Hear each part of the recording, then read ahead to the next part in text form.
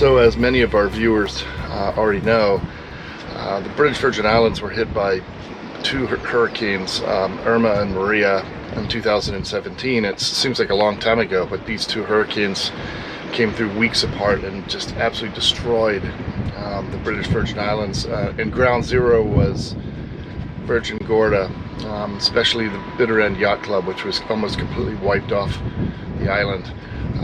Richard Branson stayed on his island and nearby, and you know, nearly died by his account. His whole house was ripped off the island as well. So anyway, between that and then along came COVID, the British Virgin Islands have really been almost, they weren't closed. They just didn't, a lot of the favorite resorts and restaurants and everything were just closed or not really in operation. So the question remains, are the BVIs really ready for prime time? Are they ready for your tourist dollars? So let's go take a look. Let's see. Well, we cleared out of US Virgin Islands pretty easily this morning and had a lovely sail over to Yoast. Did all our paperwork, got all our tests, filled out all the forms, etc. And we get here, and while they've got a customs dock over there, and it's in terrible shape, by the way, sorry, that's it over there, they don't have immigration here anymore. And there's no way to know that before you get here, because the paperwork says you can clear in here. And so we came all the way over here, we've paid for a mooring, and we are now going to have to up anchor, head over to West End and do it again, and lose an entire day.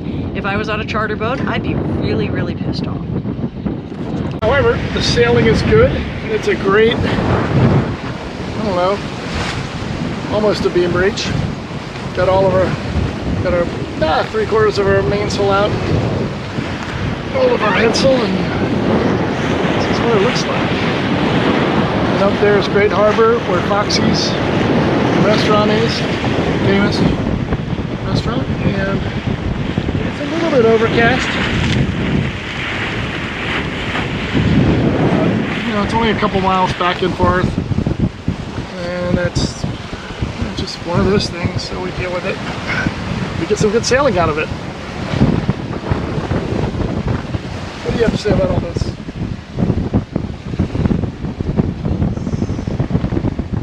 Sand attitude towards it all.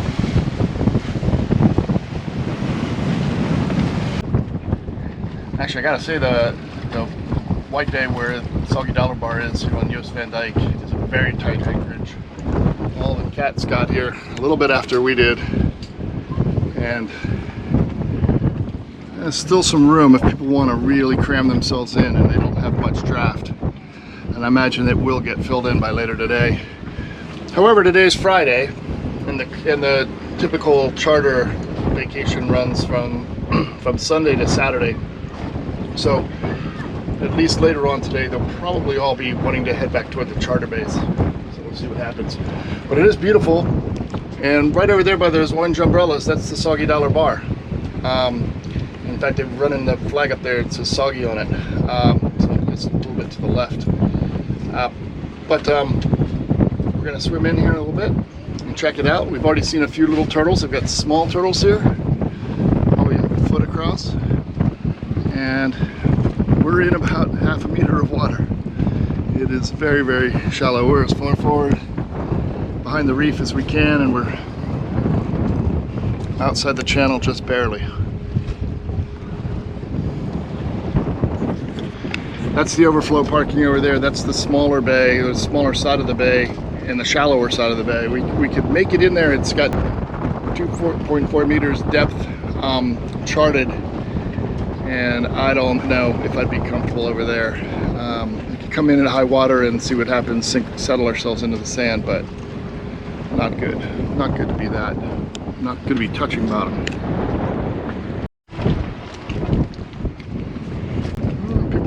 But up here just practicing picking up balls, which is kind of nice to see. Just going around one after the next and picking them up and just getting the practice in, which is good. We're here still on Joost Van Dyke. Over behind us, cat is kind of hard to see, but Foxy's Taboo. which is the other restaurant that Foxy's family owns. I think this is his daughter that runs this one. Yeah, we decided we'd come on out and come on down to this end of the island a little bit and just check it out, see how it is. It looks like it's just unchanged. I'm sure that there was a lot of fixing and repairing to be done, but it was, you know, for the hurricanes a couple of years ago.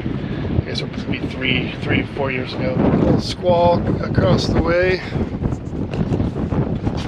Had intermittent squalls throughout the day so far. Back over top of that little cove back in there, on the other side, on the ocean side, there's an area called the Bubbly Pool, which is kind of an area surrounded by rocks, naturally formed rocks, and waves crash over the outside of it, but the pool itself stays pretty calm, and it's a neat place, but I doubt we're going to get over there today. Where are we, Wen? We're in Cane Garden Bay. What's going on in Cane Garden Bay? Not a whole lot. Laundry. Laundry? Yeah, we're Finishing. looking like the Beverly Hillbillies here. No, that's all right. Not. There's Yost over there, where we came from this morning. Yeah, came across the passage this morning. Heavy weather, I had to say. It's pretty big rollers coming through. They've got a fuel dock here. I'm not so sure how they use it. I suspect they have a really long hose that comes out to the end. So they don't seem to have any pumps actually on the dock, and they're always worried about spills, I'm sure. Pretty place. We're gonna stay here tonight and eat one of the restaurants, and then tomorrow we're gonna go to the rum distillery. Callwood Rum Distillery. Wendy tells me it's open at 8 o'clock, so we can start our drinking day early if we want. Absolutely. Excellent plan.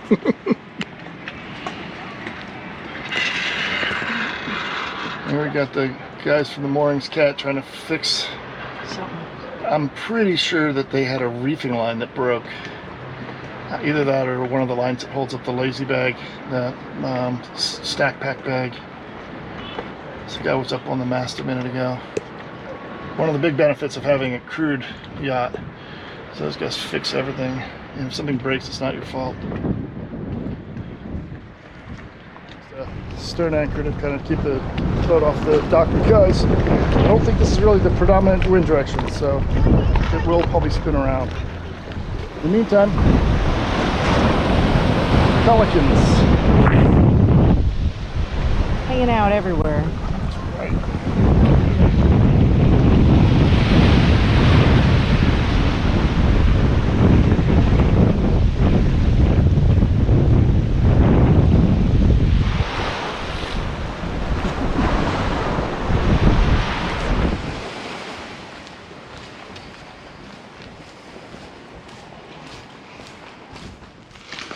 Touring the rum distillery. Love these old pieces of equipment.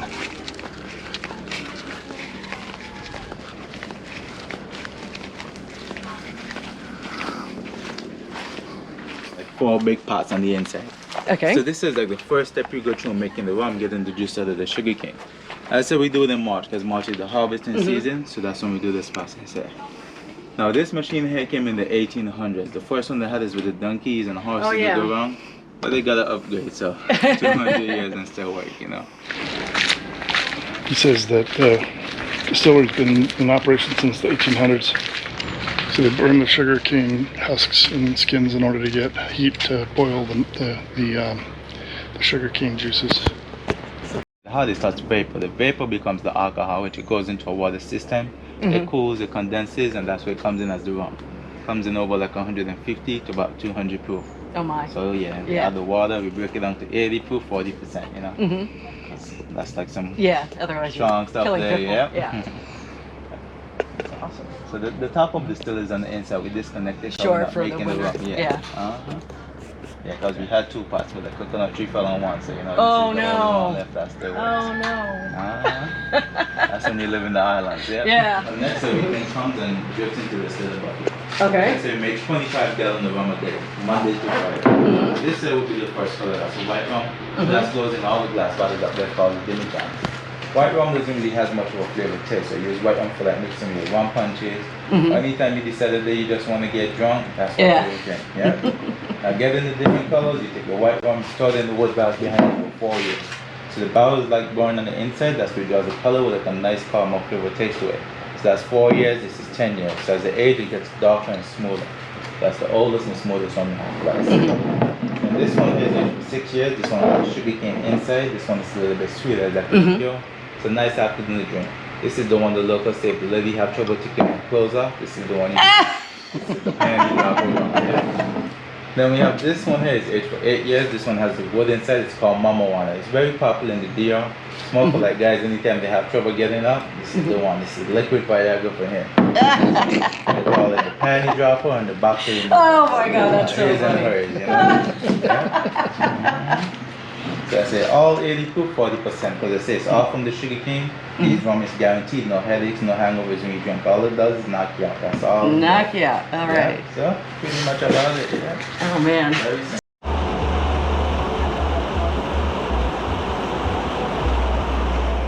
I probably should have filmed sailing into Norman Island, but as usual, too busy working to get the cameras out. But here we are at the Bight. Over there's the Willy T, which we'll go visit here in a little bit. And we anchored. We found a spot where there's no ball, and so we were able to put out. We had to put out quite a bit of chain. We're in 15 meters of water, but the other balls are behind us. Once people hook up onto those, they'll be well behind us. So I think we're in great shape.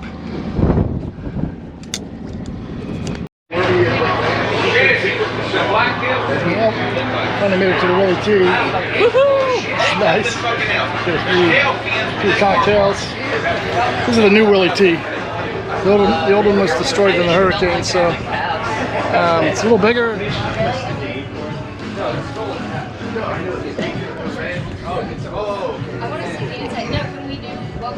Well, it's about to be eaten by sharks. Looks like a ray down there on the bottom. Yeah.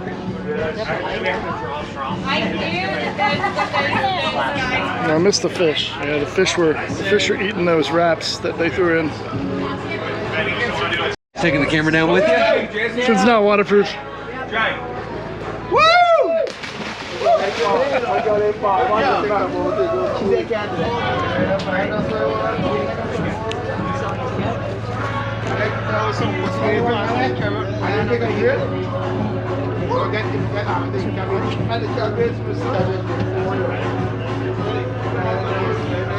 I really do like the look of that motor yacht out there. It's called Artifact, and the thing I like about it is all the windows are funky shapes. Very, very creative use of space. There's Talisman way out there. Found a spot without a ball. I think it was a missing ball, so we were able to anchor there. Save a little money.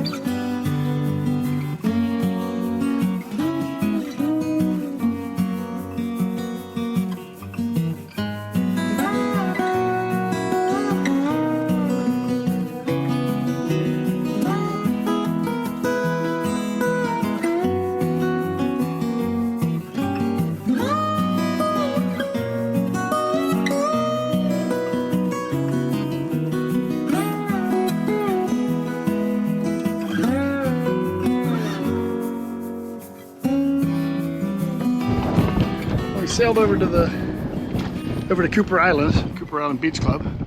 So when you're doing your daily exercises, it'll stay beautiful. And this is what the beach club looks like. It's probably been totally rebuilt. We'll have to go find out. Very nice location in the mooring field. No anchoring here, unfortunately. They've put mooring balls in every location that you can use for anchoring. It goes to about 40 meters deep out there. Wendy thinks that since we only saw the shark and didn't document it, Doesn't doesn't count. Yeah. Shark under the boat doesn't exist. Shark came up under the boat at full warp speed. No. Sure did. Oh my God. Chased it's Wendy this out of the little water. tiny shark. No, I don't think It's like so. 5 feet long. How long does the shark really have to be dangerous? I want to know. I don't know. Take your foot off and Ooh, the barracuda was something. Yesterday the barracuda bit a snapper in half in the marina, and the poor thing was swimming around still with only its front fins. snapper. Snapper. Not the barracuda. No, barracuda. I didn't see it, so it didn't happen.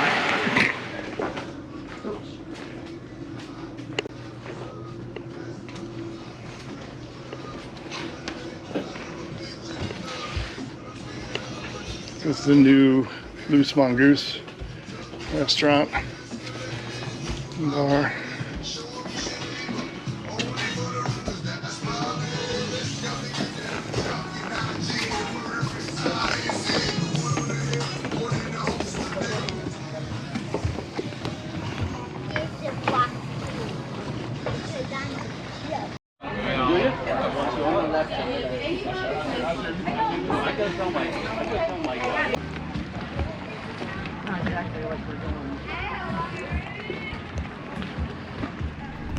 Well, it's a little after noon here in Trellis Bay, and the parade of boats coming through has been significant, and there is not a mooring to be had, which is typical of full moon party. You gotta get here early if you want a spot. We're happy to see the cruising scene is alive and well here in the BVI.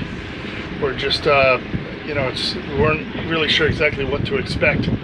I have to say things have changed though a little bit. The popularity of the catamarans has changed the feel of things quite a bit.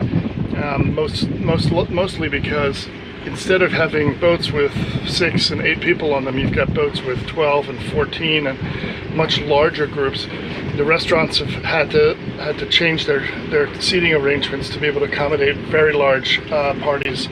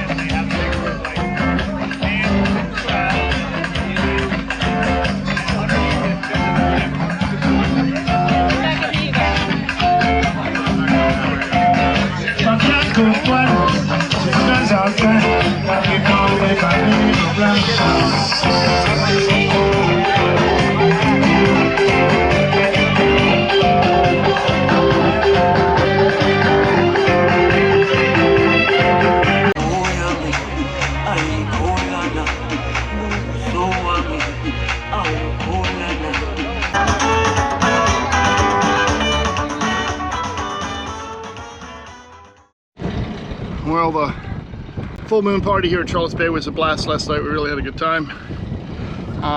Not as big as it's been in the past, but I think they're just kind of getting everything back together. People don't even know that the BVI is open.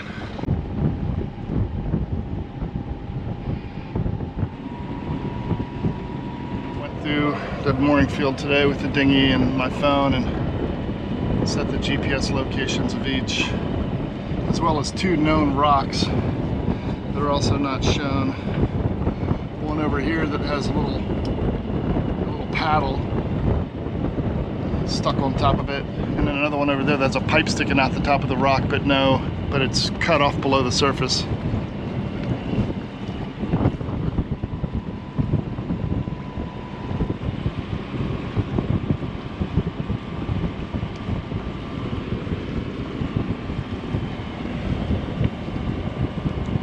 This island over here is Marina Key, where the previous location was for the Pusser's restaurant, and they're working on it. Last week they had a bunch of ferry, like, you know, like materials type ferries that were up here, and lots of work going on the island. So I think they're working hard to get it open back up again. The mooring field's still here. Now we're leaving Leverick Bay. Just stayed there last night. Not too much of an adventurous stop there, but we're just sailing through the channel, and we got good winds. We're seeing 23 to 25 knots. We're on our second reef, and we're doing almost 8 knots of boat speed. We are doing 8 knots of boat speed, and we're headed for Anegada, which is 13 nautical miles away. Sometimes you can see the island through the reflection on the bottom sides of the clouds. The bottoms of the clouds will look green. The island itself is only 26 feet high at its highest spot, so pretty tough to see until you get right there. One of the reasons there's so many shipwrecks on the reef outside of it, mariners would just miss it totally until they were on top of the thing, and it's a bad place on the ocean side. Richard Branson's Necker Island. Well, it said 1.6 when we dropped the anchor. Now it's at 0.6. It's surprising. I guess we just went back into some slightly shallower water. A bit shallow for my taste, but I think we'll be all right. That's the below keel number, obviously.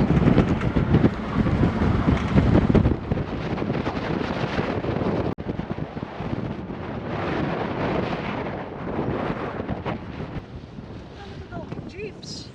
All right. Big Banboo.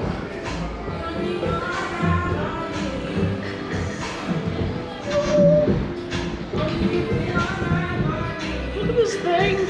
It's huge. Gorgeous.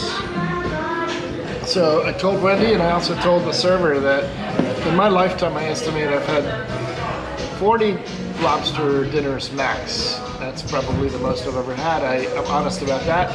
I have never had a lobster as good as this today, and I would say the second best lobster I ever had was also here, 5 years or 6 years ago, and just such an incredible, well, it's so locally sourced. I mean, it's right here. There are also small lobsters, which are a pound or a pound and a quarter, and those are the best anyway. What a wonderful experience. We're so happy we came. Yeah, the Big Banboo is looking great. The lobsters were, as Kevin says, absolutely amazing. I also had a lobster, and oh my God, was it so good. And the facility's just so awesome, and now we're gonna go out and snorkel off our big lobster lunch, or actually Kevin's gonna hang out over here in these hammocks. I'm probably gonna go snorkel or drink. I'm not sure which. Are we drinking or snorkeling? These mangroves have been around for a long time, and they used to have just fishing nets up underneath here, and it was so cool. It was like giant trampolines of fishing nets, and you could just find a comfortable spot and go to sleep, and that's what I did first time I came here for about 4 hours. In fact, there's some of the fishing line in that little cut in the tree. These are not nearly as comfy. I dragged over a chase lounge so I could take a nap, and that's that.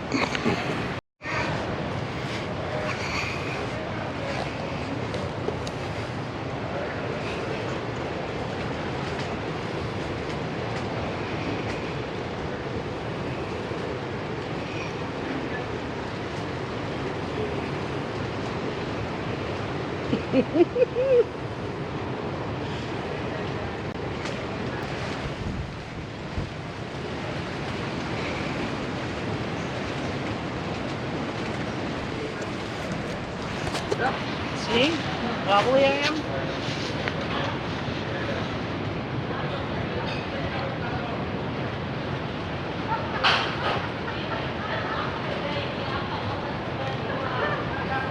That's to go swimming.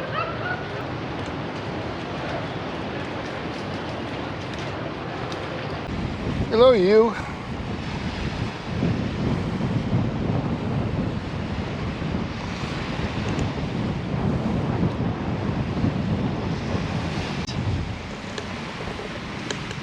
To answer the question as to whether you'd want to, book a trip to the BVI next year, either for charter or maybe it's staying at one of the resorts, I would say absolutely. The BVIs are back open. They have done a poor job at best of advertising this to the rest of the world. Even the cruisers don't know for sure that things are back up and running. But suffice it to say that we had a blast while we were there. It is, it's not the cheapest place in the world, but it's probably the premier cruising ground in the world. They're really hard pressed to find someplace. Maybe Greece would compete, but it's a fantastic place, and everybody who does this really has to go to the BVI at least once to experience it. So yeah, book the trip and go.